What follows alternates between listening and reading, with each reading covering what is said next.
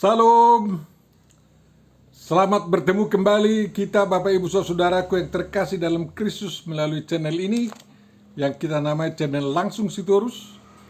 Dan pada kesempatan ini kita gunakan untuk merenungkan, memahami evangelium yang akan dikotbahkan pada tanggal 30 Juni tahun 2024 di gereja-gereja kita yang kita sebut juga Minggu kelima setelah Trinitas. Mudah-mudahan dengan merenungkan Markus 5 ayat 21 sampai 43, kita semakin didorong untuk percaya dan bergiat untuk memberitakan Injil. Tuhan memberkati kita. Tolong di-subscribe dan bagikan video ini kepada siapapun. Ajak mereka men-subscribe. Untuk memulai perenungan kita, mari kita terima penyertaan Tuhan dan nanti kita berdoa juga. Damai sejahtera Allah yang melampaui segala akal budi manusia, kiranya memenuhi dan memelihara hati dan pikiran kita di dalam Kristus Yesus. Amin. Tuhan Bapa Surgawi, kami akan merenungkan firman-Mu dari Markus 5 ayat 21 sampai 43. Tolonglah kami agar kami dapat memahami firman-Mu tersebut. Terima kasih Tuhan, ampuni dosa kami dalam Yesus Kristus, sempurnakan doa kami dan kabulkanlah. Amin. Bapak Ibu Saudaraku yang terkasih, marilah kita baca perikop yang akan kita renungkan yang sedikit panjang, yakni Markus 5 ayat 21 sampai 43. Oleh Lai diberi judul Yesus membangkitkan anak Jairus dan menyembuhkan seorang perempuan yang sakit pendarahan. Bisa Bapak Ibu baca dulu juga ayat perikop sejajarnya di Matius dan di Lukas. Mari kita baca mulai dari ayat 21. Sesudah Yesus menyeberang lagi dengan perahu, orang banyak berbondong-bondong datang lalu mengerumuni dia. Sedang ia berada di tepi danau, datanglah seorang kepala rumah ibadat yang bernama Yairus. Ketika ia melihat Yesus, tersungkurlah ia di depan kakinya dan memohon dengan sangat kepadanya, "Anakku perempuan sedang sakit, hampir mati. Datanglah kiranya dan letakkanlah tanganmu atasnya, supaya ia selamat dan tetap hidup." Lalu pergilah Yesus dengan orang itu. Orang banyak berbondong-bondong mengikuti dia dan berdesak-desakan di dekatnya. Adalah di situ seorang perempuan yang sudah 12 tahun lamanya menderita pendarahan. Ia telah berulang-ulang diobati oleh berbagai tabib, sehingga telah dihabiskannya semua yang ada padanya. Namun sama sekali tidak ada faedahnya, malah sebaliknya keadaannya makin memburuk. Dia sudah mendengar berita-berita tentang Yesus, maka di tengah-tengah orang banyak itu, ia mendekati Yesus dari belakang dan menjamah jubahnya, sebab katanya, "Asal kujamah saja jubahnya, aku akan sembuh." Seketika itu juga berhentilah pendarahannya dan ia merasa bahwa badannya sudah sembuh dari penyakitnya. Pada ketika itu juga Yesus mengetahui bahwa ada tenaga yang keluar dari dirinya, lalu ia berpaling di tengah orang banyak dan bertanya, "Siapa yang menjamah jubahku?" Murid-muridnya menjawab, "Engkau melihat bagaimana bagaimana orang-orang ini berdesak-desakan dekatmu. Dan engkau bertanya, siapa yang menjamah aku? Lalu ia memandang sekelilingnya untuk melihat siapa yang telah melakukan hal itu. Perempuan itu yang menjadi takut dan gemetar ketika mengetahui apa yang telah terjadi atas dirinya, tampil dan tersungkur di depan Yesus dan dengan tulus memberitahukan segala sesuatu kepadanya. Maka kata Yesus kepada perempuan itu, "Hai anakku, imanmu telah menyelamatkan engkau. Pergilah dengan selamat dan sembuhlah dari penyakitmu." Ketika Yesus masih berbicara, datanglah orang dari keluarga kepala rumah ibadat itu dan berkata, "Anakmu sudah mati. Apa perlunya lagi engkau menyusahkan guru?" Tetapi Yesus tidak menghiraukan perkataan mereka dan berkata kepada kepala rumah ibadat, "Jangan takut, percaya saja." Lalu Yesus tidak memperbolehkan seorang pun ikut serta, kecuali Petrus, Yakobus, dan Yohanes, saudara Yakobus. Mereka tiba di rumah kepala rumah ibadat, dan di sana dilihatnya orang-orang ribut, menangis, dan meratap dengan suara nyaring. Sesudah ia masuk, Yesus berkata kepada orang-orang itu, "Mengapa kamu ribut dan menangis? Anak ini tidak mati, tetapi tidur." Tetapi mereka mentertawakan dia. Maka diusirnya semua orang itu, lalu dibawanya ayah dan ibu anak itu dan mereka yang bersama-sama dengan dia masuk ke kamar anak itu. Lalu dipegang Yesus tangan anak itu, katanya, "Talita kum," yang berarti, "Hai anakku, aku berkata kepadamu, bangunlah." Seketika itu juga anak itu bangkit berdiri dan berjalan, sebab umurnya sudah 12 tahun. Semua orang yang hadir sangat takjub. Dengan sangat Yesus berpesan kepada mereka supaya jangan seorang pun mengetahui hal itu. Lalu Yesus menyuruh mereka memberi anak itu makan. Demikian firman yang akan kita renungkan, Bapak, Ibu, saudara-saudariku yang terkasih. Yang berbahagia adalah orang yang mendengarkan, memelihara, memahami, menghayati, dan melakukan firman dan perintah Tuhan. Amin.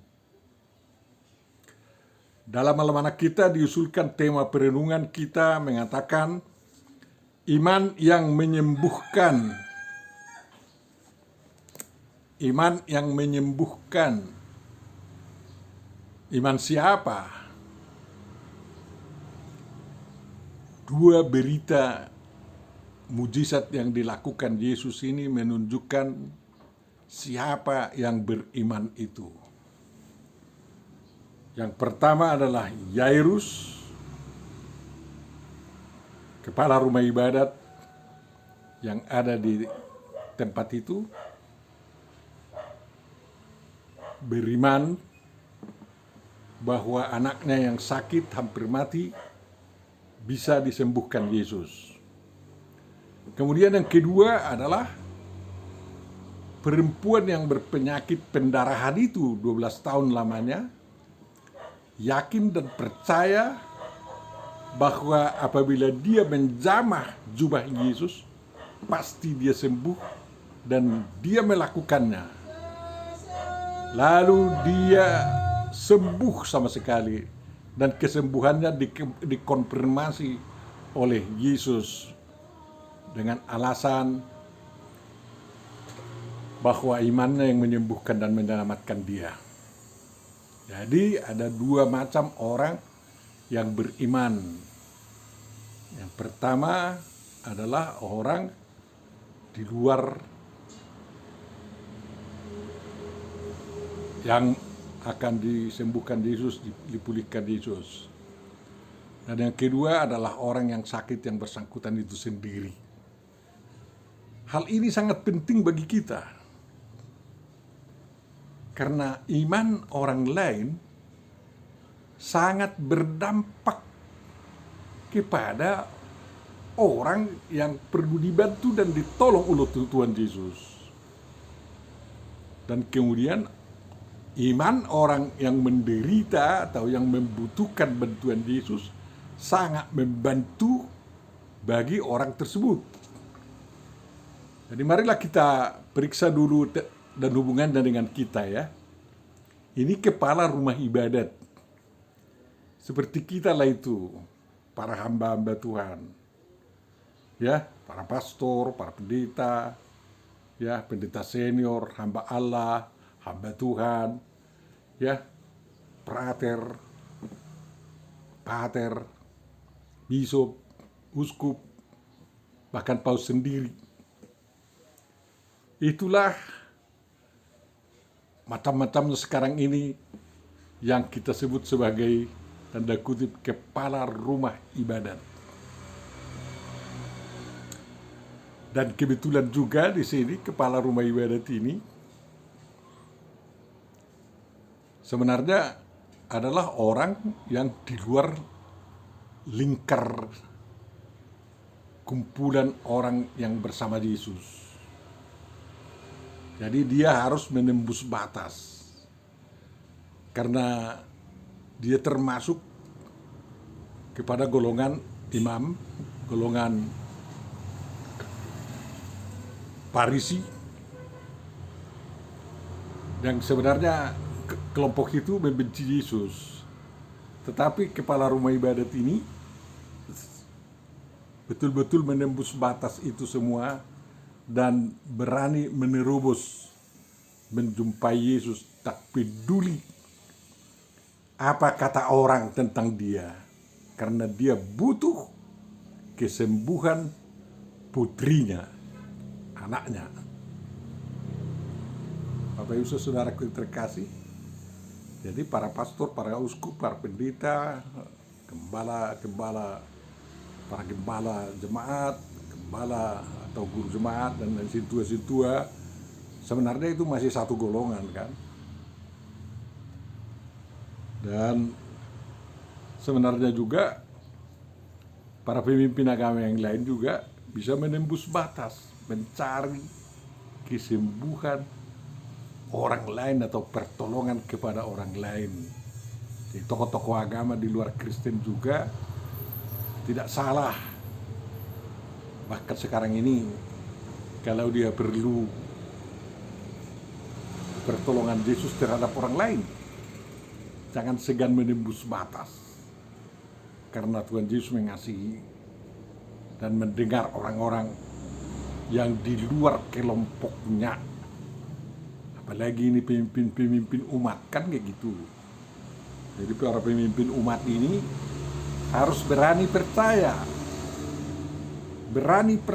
kepada Yesus, bahwa Yesus dapat menolong, ya, memulihkan keadaan yang sedang sakit. Ya itulah. Dan orang yang kedua yang percaya ini, yang berani percaya ini, adalah orang yang sudah lama mendengar-dengar tentang Yesus. Kan dia karena pendarahannya dia dilarang juga masuk bait suci atau sinagoge. Ya dilarang juga ya, karena dia nggak najis dengan pendarahannya. Tabib-tabib gagal menyembuhkannya. Ngeri juga itu. Sampai habis hartanya, habis apanya. Langkah terakhir, dia berani menembus, ya, sampai bertemu dan menjamah jiwa Yesus. Jadi cerita-cerita yang dia dengar tentang Yesus digunakan untuk menerobos bertemu dengan Yesus dan melakukan niatnya menerima penyembuhan dari Yesus itu. Dan Yesus menyebutnya, tidak memarahinya.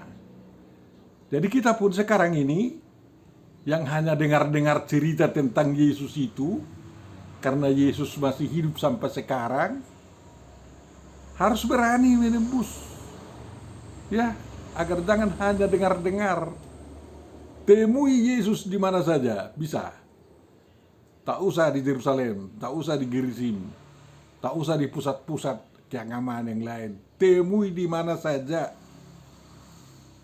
Dan jamah jubahnya. Tahu artinya jamah jubahnya? Yang dikenakan Yesus itu jamah dengan penuh keimanan. Apalah sekarang ini yang dikenakan oleh Yesus, dipakai untuk dirinya, itulah jamah. Jangan segan-segan. Tuhan, asal ku jamah ini, aku sembuh. Itulah orang beriman yang kedua. Jadi yang menderita, yang apa, silakan aja. Tak usah saya terang-terangkanlah banyak pergumulan penderitaan manusia per orang sekarang ini. Ya, banyak sekali penyakit, ekonomi, ketumpuran, ya, kenakalan anak-anak, ya, penyakit masyarakat juga, ya. Sehubungan dengan epistel kita, aku kira juga temanya iman yang menyembuhkan. Tetapi ceritanya apa, ya? Lain dari iman, tidak ada teringati iman, tetapi melarang orang ikut-ikutan dengan orang berdosa. Saya yakin untuk tema apa ini, tema epistel kita itu mau mengatakan kalau iman menyembuhkan karena perlakuan-perlakuan dosa itu seperti saya terangkan, narkoba, ya, kenakalan, perampasan, korupsi, itu penyakit masyarakat semua. Dan penyakit masyarakat itu bisa sembuh tentu saja kalau ada orang beriman kepada Tuhan Yesus. Pulihkan kami Tuhan, agar penyakit masyarakat ini hilang. Jangan kami ikut-ikutan dengan para pedosa-pedosa itu. Bapak Ibu Saudaraku yang terkasih, dalam perikop kita ini, Markus 5 21 sampai 43 ini, Yesus itu disapa guru. Tentu saja mereka menjaga agar jangan orang-orang Farisi tersinggung, ya. Kalau disapa itu Tuhan. Jadi dia guru karena Yesus memang lulusan dari sekolah rabbinik. Jadi dia berhak menyandang gelar guru, ya, dan punya murid, punya sekolah, yakni sekolah merdalan-dalan dengan murid 12 orang, ya. Sekolah jalan-jalan lah mereka dididik Yesus, sampai mereka juga bisa menjadi guru dalam arti pemberita Injil. Bapak Ibu Saudaraku yang terkasih, kalau guru, kata-katanya harus dipatuhi. Makanya, sewaktu dia didatangi oleh Jairus, apa yang dibilang Tuhan Yesus dipatuhi oleh Jairus. Dia tidak melawan. Ya. Kalau Yesus mengatakan kepadanya, jangan takut, percayalah, dia semakin percaya. Dia tidak cemburu bahwa Yesus datang ke rumahnya itu dihalangi oleh seorang perempuan yang sakit. Ya. Dan kalau keluarga Jairus juga mengatakan Yesus itu guru, mereka patuh juga kepada Yesus. Karena sewaktu mereka diusir dari rumah itu, mereka juga mau diusir. Jangan ikut dulu ke dalam, kamilah. Ya, saya dengan 3 murid dan ayah, ibu, anak itu masuk ke kamarnya, katanya. Jadi mereka mematuhi guru itu. Jadi kita pun kalau mau datang kepada Yesus, kita harus patuhi. Ya, perempuan yang sakit pendarahan itu pun mengenal Yesus sebagai guru, seorang yang harus dipatuhi.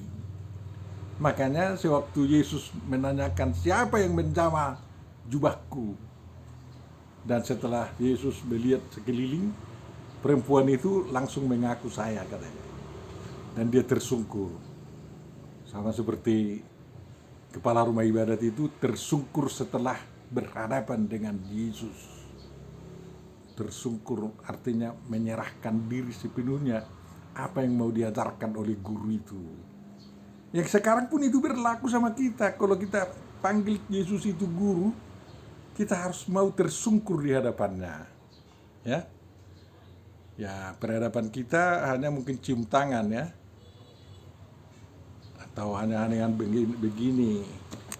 Di India mungkin di daerah-daerah lain harus dicium kaki ya, atau dipegang kaki orang yang dihormati itu. Tapi kita tidak usah begitu, tersungkur juga bisa ya, tetapi hormat kepada Yesus selaku guru harus kita tunjukkan bahwa memang apa yang diperintahkan Yesus harus kita patuhi. Jadi Yesus datang ke rumah Jairus, sampai di sana, dan di rumah Jairus, Yesus itu menunjukkan diri bukan hanya sebagai guru, tetapi yang mampu menghidupkan orang mati. Siapalah yang mampu menghidupkan orang mati? Tentu saja hanya Tuhan saja. Jadi kalau ada orang yang belum mengaku Yesus itu Tuhan, ketahuilah melalui berita ini, percayalah kau bahwa Yesus itu Tuhan yang bisa menghidupkan orang mati. Keluarga Jairus memberitakan, jangan lelahkan lagi guru itu karena putrimu sudah mati katanya. Tapi Yesus tidak peduli akan kata-kata mereka. Jadi banyak persoalan dunia ini ngok-ngak manusia, Yesus tidak peduli itu. Yang penting masalah harus diselesaikan. Ingin hidup, terus mengikuti Yesus, maui kata-katanya. Dan anak itu ya katanya, hai anak, bangunlah, dipegang tangannya. Ya, Yesus mau mengulurkan tangannya untuk kita pegang. Kita semua anaknya. Sekarang ini banyak yang sudah mati walaupun masih bergerak-gerak. Mati iman. Kalau sudah mati nyawa, Yesus mengatakan bagi orang percaya, hari ini engkau bersama saya di Firdaus. Jadi masih ada kehidupan kalau tidak di dunia hidup yang sakit-sakit itu. Tapi ini peristiwa putri Jairus ini yang dihidupkan mau menunjukkan kepada dunia bahwa dunia ini, siapapun di dunia ini yang berani menembus batas datang kepada Yesus punya harapan, dipenuhi keinginannya. Itu yang mau dikatakan. Jadi punya harapan, dipenuhi keinginannya. Jairus waktu itu menginginkan putrinya sembuh. Padahal udah mati jadi hidup, jadi lebih luar biasa. Bukan hanya sembuh tapi hidup. Dia terus bisa berjalan agar orang tidak lagi mentertawai Yesus. Dan kasih makan agar terbukti bahwa memang bukan hantu yang hidup itu. Mana bisa makan hantu kan? Jadi agar ada bukti bahwa sang putri ini hidup, kasih makan, berjalan. Ya. Bapak Ibu saudaraku yang terkasih, sekarang ini generasi muda banyak yang mati iman atau berpenyakit, penyakit narkoba, penyakit apa semua.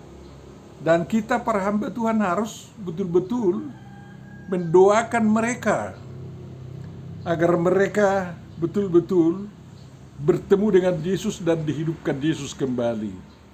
Coba bayangkan para pemuda di Eropa itu tidak mau lagi bertemu dengan Yesus di bait suci. Kita nggak tahu para ateis muda tersebut, entah dia bertemu dalam hati dengan Yesus, mereka yang tahu. Tapi perlu ada usaha menunjukkan bahwa dia bertemu dengan Yesus. Jadi orang berdesak-desakan. Ya. Orang berdesak-desakan itu perlu. Jadi sampai sekarang pun, jangan hanya waktu KKR orang berdesak-desakan mendengar pendeta berkhotbah. Tetapi di tengah masyarakat pun harus orang berdesak-desakan mendengar dan melihat apa yang mau dilakukan Yesus. Jadi itu harus giatlah orang memberitahu tentang Yesus, baik di zaman sekarang. Karena kalau orang tidak cerita-cerita tentang Yesus waktu itu, mana ada orang datang. Sekarang ini sudah canggih alat-alatnya. Dan memang semakin canggih orang untuk menjauh dari Yesus.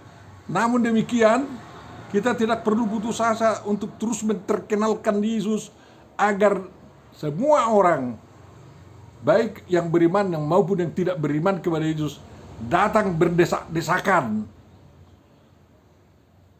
di sekitar Yesus. Karena apa? Yesus mau hidup semua. Yesus mau pulih semua. Jangan ada lagi berpenyakit. Itu ateisme itu penyakit dunia itu. Religius juga adalah penyakit dunia, walaupun agak tenteram. Mengapa? Memang hak-hak asasi manusia dan hak beragama, hak berkeyakinan meracuni semua manusia zaman sekarang, sehingga disuka-sukanya meninggalkan keimanan kepada Yesus, Tuhan yang hidup itu. Dan ada juga agama-agama yang pemimpinnya mati, tapi dikejar-kejar orang. Itu pun perlu disembuhkan agar orang-orang seperti itu kembali kepada Yesus, datang berkerumun di sekitar Yesus, ya. Jadi sangat perlu itu. Sekarang ini penyakit masyarakat sangat banyak. Jadi orang harus diajak, semua harus diajak untuk menjamah jubah Yesus, menjamah apa yang dikenakan dipakai oleh Yesus. Yang dipakai oleh Yesus itu adalah rumah ibadahnya. Jamahlah itu, datangi, duduk kau di sana, rasakan kehadirannya. Kalau kau belum bisa rasakan, periksa perasaanmu. Jangan periksa Tuhan apa di situ atau enggak. Tuhan tetap di situ. Tapi kalau kau tidak rasakan kehadirannya, periksa perasaanmu. Itulah, Tuhan masih sering melakukan penampakan dirinya sekarang ini. Dan kalau Anda merasakan penampakannya melalui kuasa Roh Kudus, jangan semakin nakal. Datanglah kepada Yesus, sehingga penyakitmu pun diselesaikan. Ya tentu saja berita ini mengajak orang-orang yang menderita yang datang kepada Yesus. Tapi menurut saya orang-orang yang makmur pun harus datang kepada Yesus. Karena kepala rumah ibadat itu orang makmur, datang kepada Yesus, kan kayak gitu. Jadi ada yang diduakannya. Kita pun sekarang ini orang-orang yang makmur, pejabat agama, pejabat negara, banyak yang kau inginkan terjadi yang baik kepada orang lain. Datangi Yesus agar pekerjaanmu setengah selesai dan baru kemudian akan diselesaikan secara sempurna. Hanya didatangi aja Yesus sudah selesai setengah. Dan kalau sudah jumpa, maulah diperintah oleh Yesus apa yang mau dilakukan. Ya, Yesus melarang untuk diberitahu. Karena apa? Biarlah orang menikmati hasil karya dari Yesus Kristus itu. Yesus tidak gila puji-pujian memang. Tidak gila puji-pujian. Tapi manusia harus menikmati apa yang dikerjakan oleh Yesus. Yesus telah mengerjakan keselamatan kepada kita. Dan yang dia butuhkan adalah iman kita. Iman kita itu jangan salah. Jangan beriman kepada begu, beriman kepada malaikat atau berita malaikat aja. Beriman kepada Tuhan. Dan itulah Yesus firman Allah yang menjadi manusia.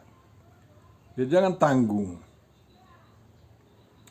Ingat, banyak penghalang sekarang ini untuk beriman kepada Yesus. Tapi teroboslah itu. Sisihkan. Kau di sini dulu, aku mau jumpa dengan Yesus, gitu aja. Kalau setiap pemimpin melakukan sedemikian, damai sejahtera ada di bumi. Kalau semua yang merasakan penderitaan dan penderitaan orang lain mau beriman, ya penyakit korupsi, penyakit narkoba, penyakit kenakalan, perampasan, atau pencurian-pencurian akan hilang dengan sendirinya dari tengah masyarakat. Jadi itu lebih kuat daripada senjata-senjata. Diharapkanlah agar para penyakit-penyakit yang ada yang diderita kita ini hilang, bukan karena senjata, tetapi obat-obat yang kita gunakan pun harus disertai iman percaya yang benar kepada Tuhan Yesus Kristus. Datanglah kepada Tuhan Yesus Kristus. Amin. Terima kasih Bapak atas perlindungan yang sampai kepada kami pada hari ini. Kiranya itu menolong kami untuk semakin dekat kepadamu dan mau semakin peduli kepada orang lain dan juga peduli terhadap penyakit kami agar sembuh. Sembuhkan kami Tuhan, pulihkan keadaan bangsa kami. Jauhkan segala gontok-gontokan, jauhkan penyakit masyarakat. Dalam Yesus Kristus sempurnakan doa kami dan kabulkanlah itu. Amin.